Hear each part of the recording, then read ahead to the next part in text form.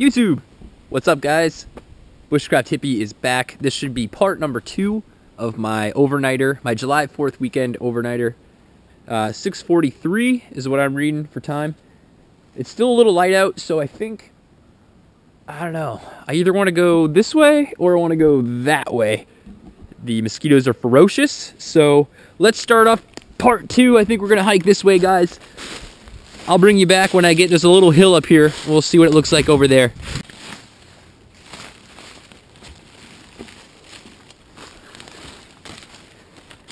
Wow. This is a cool area. I think this is, I'm not like a weirdo or anything, but this feels like it's magical, man. I'll tell you. These big old pine trees. Looks like an eyeball. This tree's looking at me. But it's amazing how cleared out it is and the little hills. It's kind of interesting. The ground is super, super, like, loamy. Wow, look at this. Just a huge clearing. And what drew my attention over here wasn't actually the clearing. It was this mushroom. This is an old mushroom. It's got to be... It looks like it's dead now, unfortunately. Yeah, it is dead. Yep. When these mushrooms are alive, the underneath of them is really smooth and porous, and you can touch it with your finger, and it will actually cry a little bit. It'll tear up, or bleed, I guess, would be the correct term. I don't remember what they're called, but they're pretty interesting, and they can grow for quite a while. They get huge.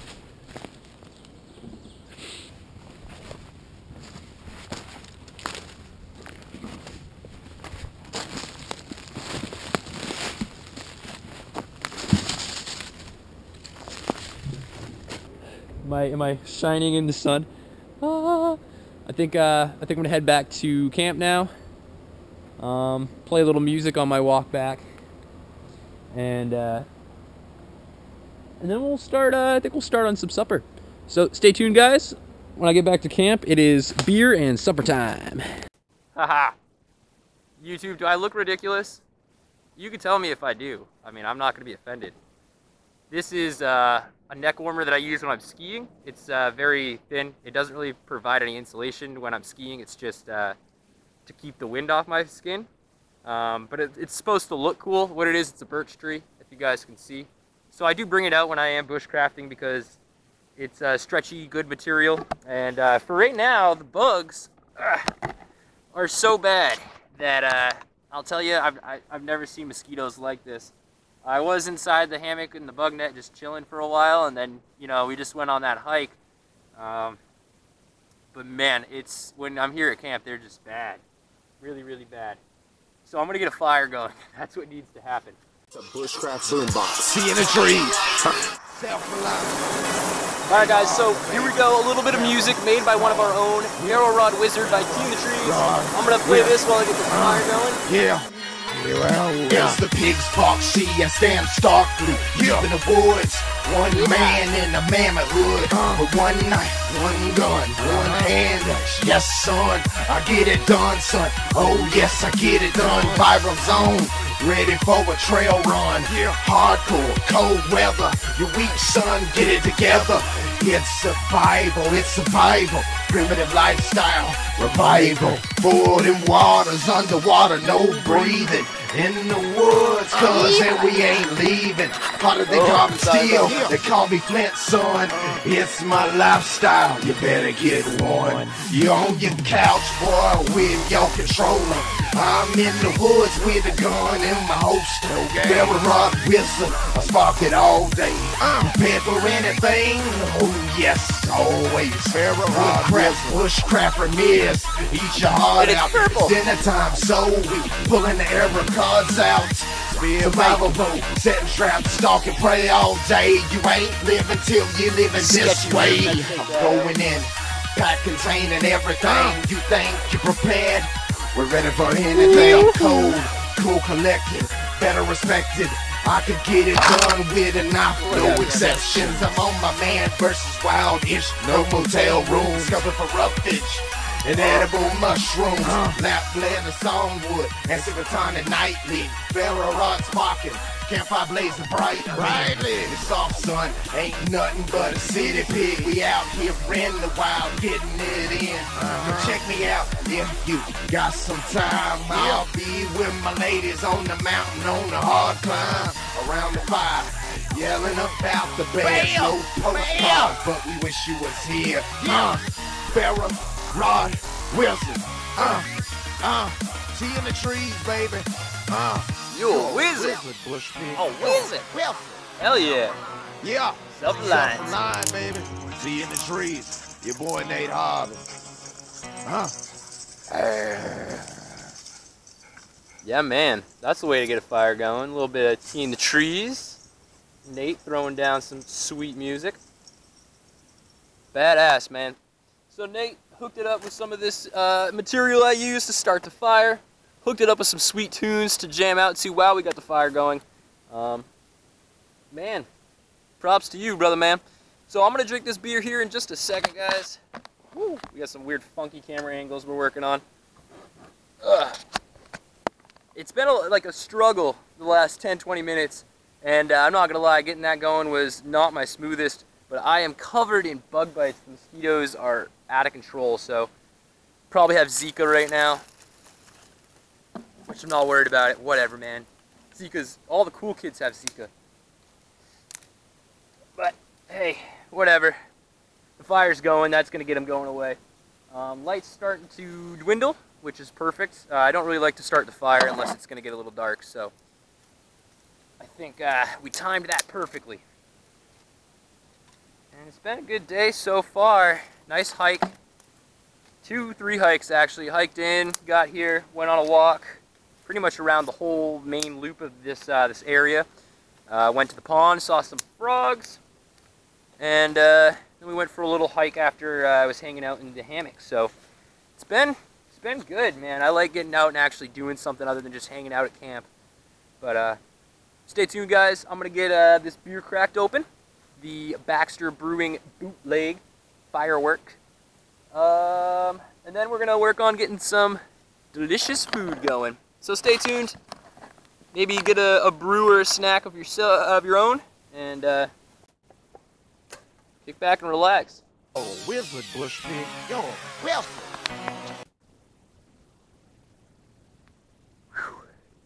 Alright guys, wow, what a relief. Getting that fire going was pretty intense. There was a lot of bugs around, and compared to a lot of people, I don't mind bugs at all. Mosquitoes and stuff like that, I just ignore them. If they bite me, and I deal with it. And for the most part, it seems to be a pretty good strategy because they'll just go away. And no, not today, especially when you're really the only one out here. They're going right for you. So until I got this fire going, you know, it was not a panic, but man, I was rushing to try to get stuff together, and I didn't have everything laid out and planned. I did have a huge, just random pile of stuff here. As soon as I got the fire going, I just sat in the smoke and just took the time to organize that wood. So now I've got some stuff I can use tomorrow morning to cook breakfast, or to get, you know, a fire going if this goes out for any reason. And then I've got my big stack of wood over here that I'm going to feed it to, and as the night goes on, we'll see what we do with it. But it got good enough to where I was able to take my my overshirt there and take that off, and I'm just in my my sport shirt now. So feeling a little better. I've got some bad bug bites that are just itchy as hell. I have some anti-itch cream in my first kit, my first aid kit, but I really don't want to use that if I'm just out for an overnighter. That's for like day 3 of a 7-day trip that, you know, I'm dying of bug bites and I need it. It's just a couple little packets of it. But this fire is super hot. I was able to dig this pit out a little bit more as well, and I pushed back a lot of the leaves and dead stuff. So I'm feeling a lot safer about this this campsite and this fire pit now.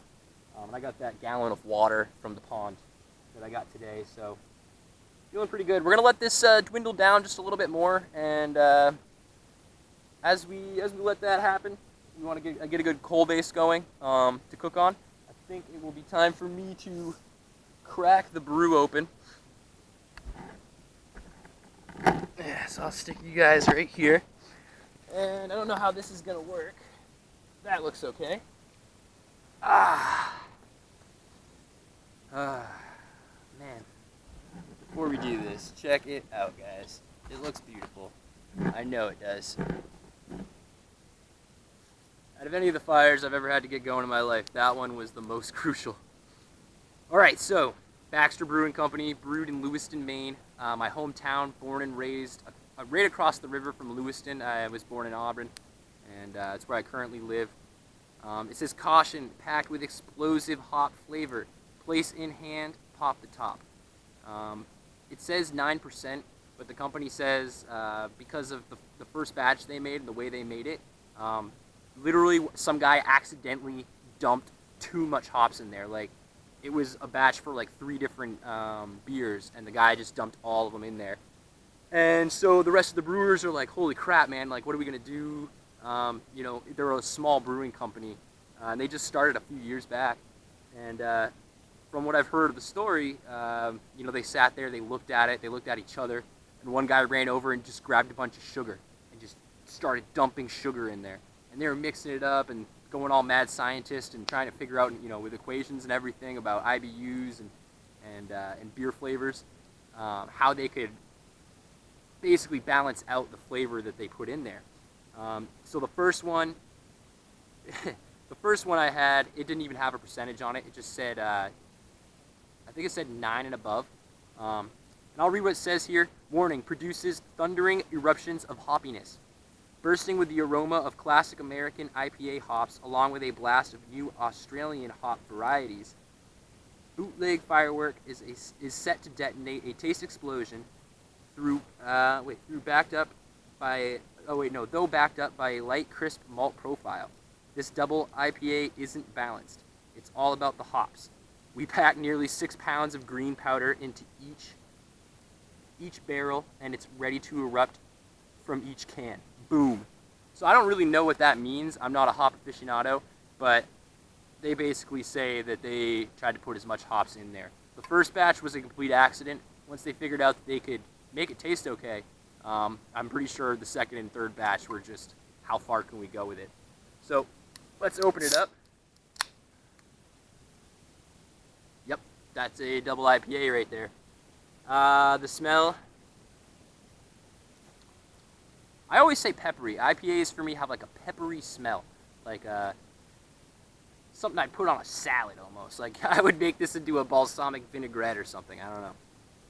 I'm really bad at beer reviews sounding official. I just make stuff up as I go here.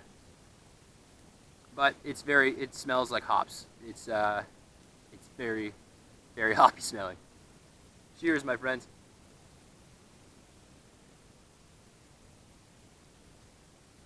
Wow. Whoa. Yes. Yeah, that is a hop-plosion, if you will. But wow, the ending taste to that, it's definitely citrusy. A little, like, tart, almost? I don't know. There's something in there that, that gives it a really interesting flavor towards the end. Wow. Right about in this area, you can feel it. And it's not like, you know, drinking whiskey or something where it warms you up, but it's definitely not like a beer. It's almost like a wine or something. Well, I don't drink wine often, but every now and then I get some homemade, like, backcountry Mainer wine that's like really potent, and it just warms you right up. Wow. Let's go in for a second taste, shall we?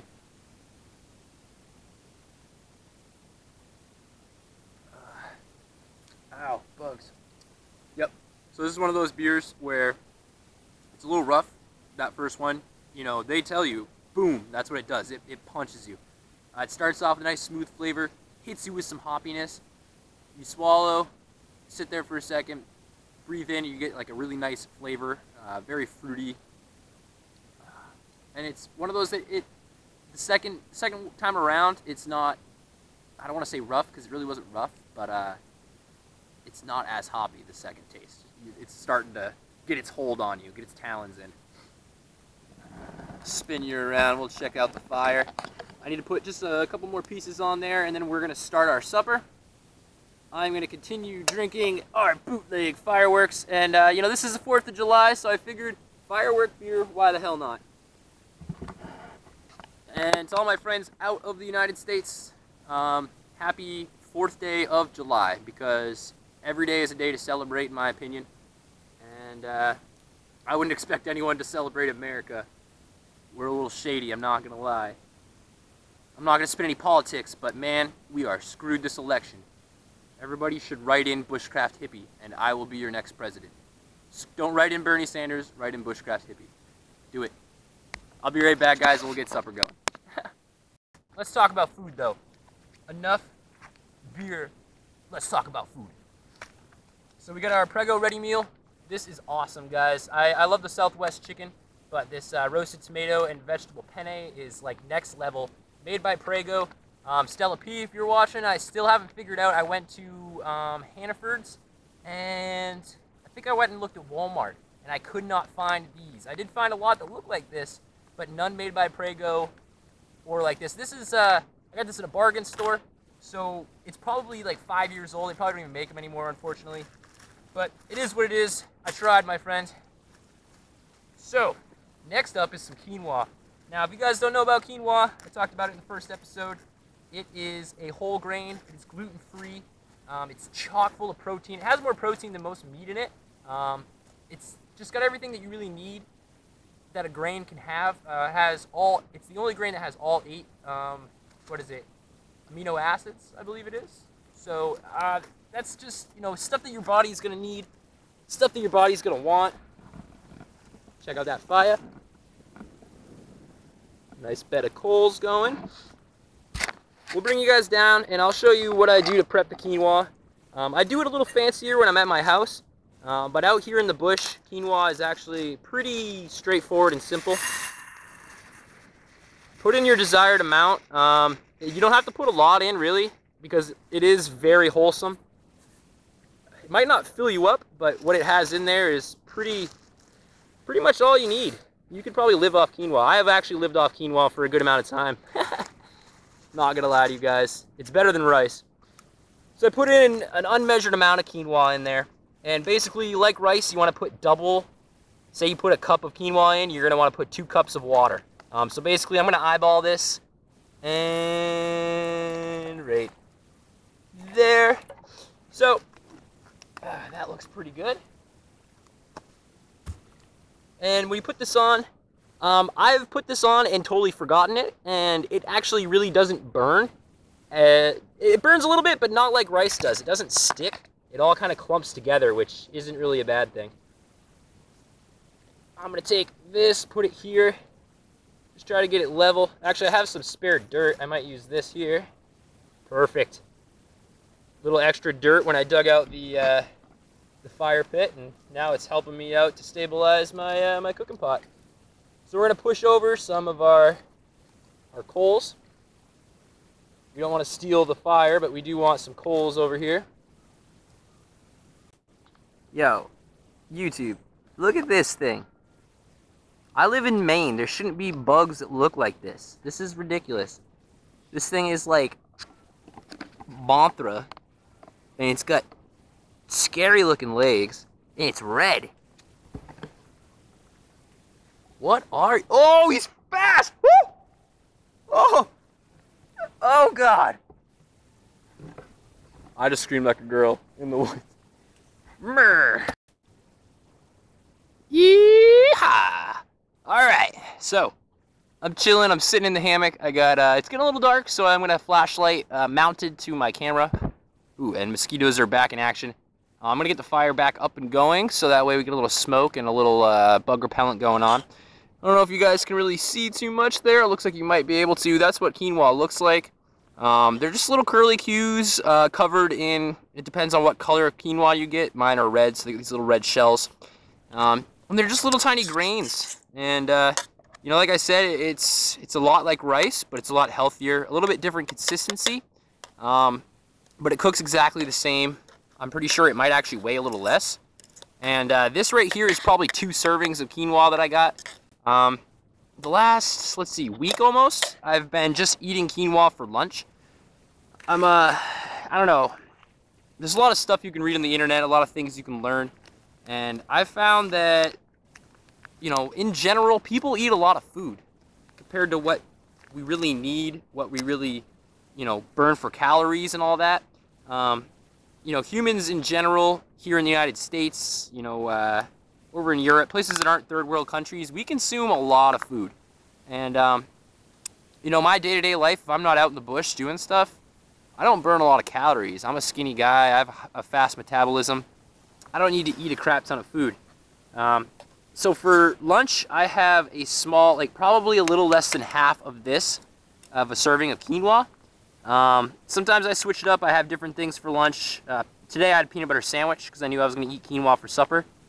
So I had peanut butter, actually I had grape jelly on it as well. Peanut butter and grape jelly. But, you know, there are days where I do eat like 6 pounds of barbecued meat. You know, it happens. Not 6 pounds. That's a little ridiculous. I do eat like a pound of barbecued meat in one sitting, you know, pretty religiously. But if your dad was a good barbecuer like my dad, you'd probably eat that much barbecue too. So, our ready meal, our vegetable, roasted tomato and vegetable penne. What we're going to do is we're just going to mix it right in with our quinoa here. I've never done this before. Things that I normally mix in with quinoa would be Italian dressing. That is really good. An old girlfriend of mine actually showed me that. I was into quinoa, and she's like, oh, quinoa, yada, yada, yada. Let me put some Italian dressing and, what was it, onions, Italian dressing, and cucumber. And, man, that changed my world for quinoa. Not gonna lie to you guys. But this right here, it already smells good, it looks good. Let me bring it around town. I don't know how well you guys are gonna be able to see me. Boom! Plant you in the ground there.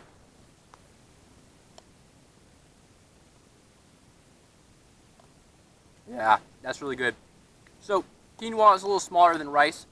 So you do have kind of like a rice. It's basically rice, but smaller, more proteiny. It has a different flavor for sure. But it goes really, really good with this penne and red vegetable and whatever else. Tomato sauce here. One more time if you guys haven't seen it. Prego ready meal. It's next level. Man, next level, I'll tell you.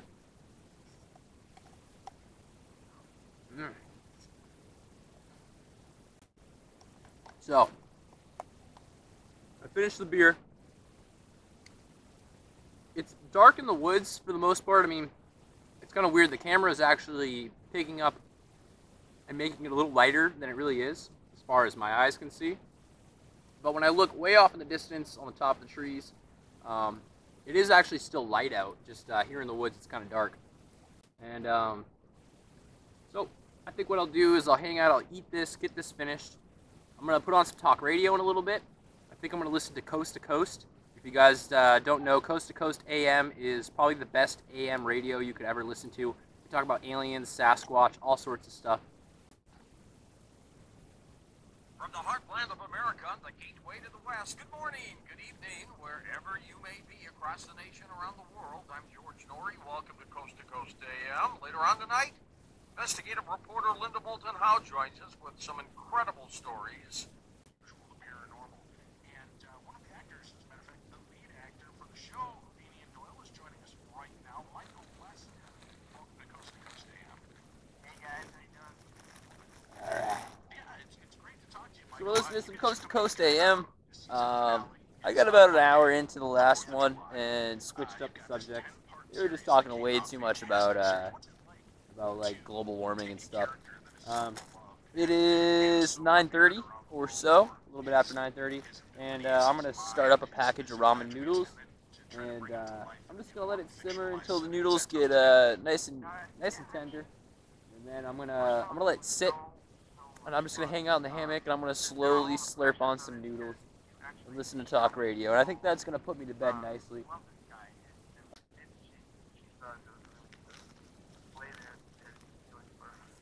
Alright guys, my noodles are done. What do we got for time? Almost 10 o'clock. I want to get these noodles done. I'm going to slowly slurp them down. Let's see. I don't know. I might wake up. I know I'm going to wake up early. I always wake up early when it's when I'm out in the wilds.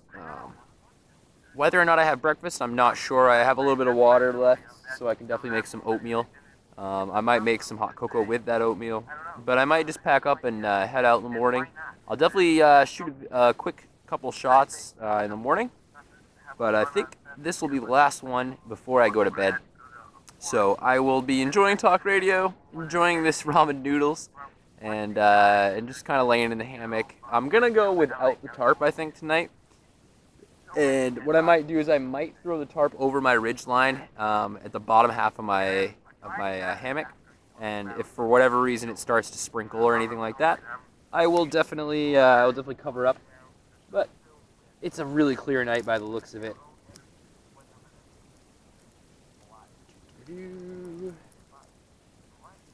All right.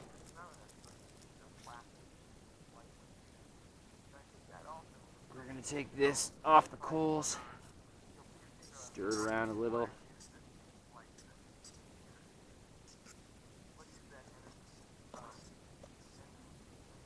Yeah, baby, ramen noodles. So I'm gonna let this cool down a little bit, get in the hammock, take my shoes off.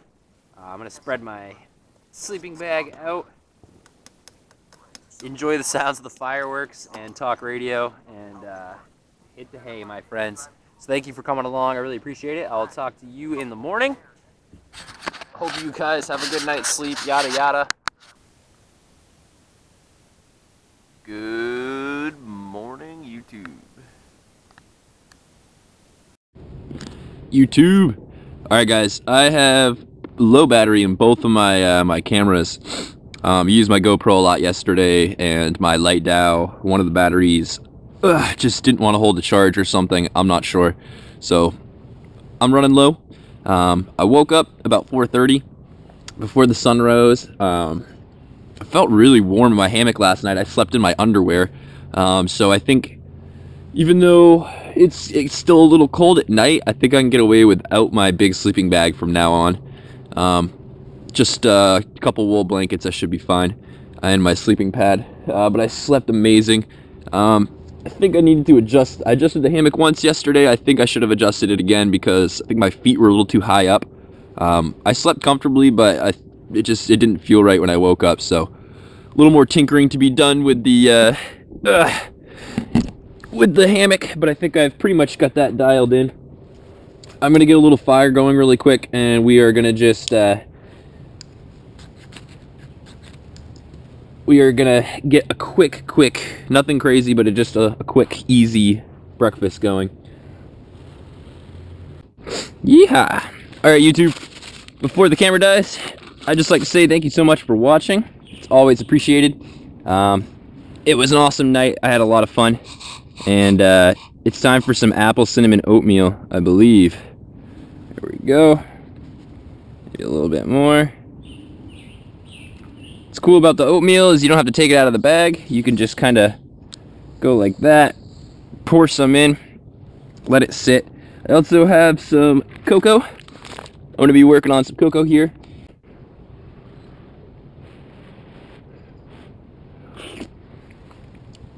Oh yeah, baby. Oatmeal is good. Oatmeal is love. Oatmeal is life. Yeah, man.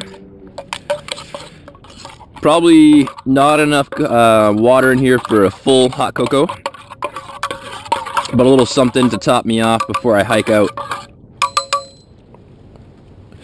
Yeah. All right, guys. So, whoa. I've got camp slightly packed up, got the tarp away, got the bug nets back in the pack. You just take down the hammock and the ridge lines.